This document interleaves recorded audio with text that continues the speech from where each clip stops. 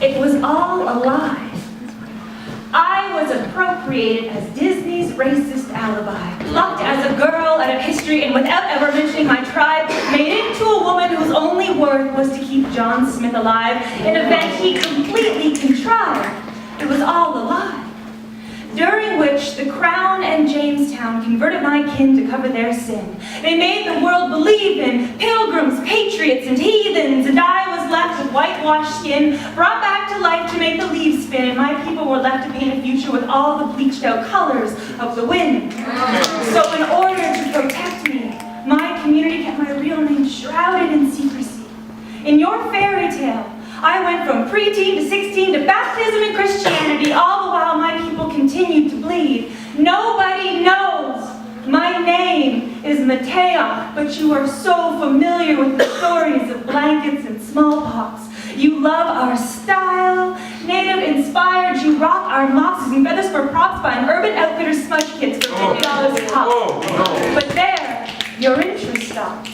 You don't ask about the Trail of Tears, the hunger walks, racial integrity laws. Nobody balks, because if you want to be an Indian princess, forget the culture that needs to be sought. Apparently you just need a single drop.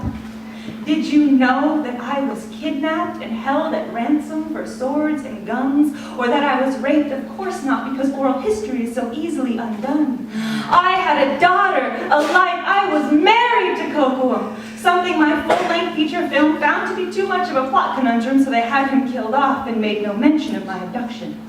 My sequel had me ditch Smith for Rolfe in holy matrimony, that other husband of pop culture memory, just a savage phony. This marriage counted by the grace of God and all his glory, at least here, some good came out of my story.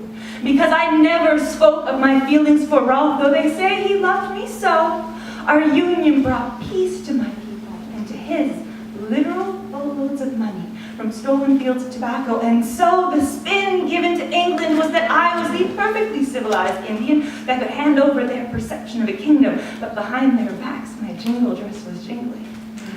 I tried to return home, but died from pneumonia or pox or tuberculosis, and sadly, my story is learned via osmosis by fat girls in red-faced striking native poses.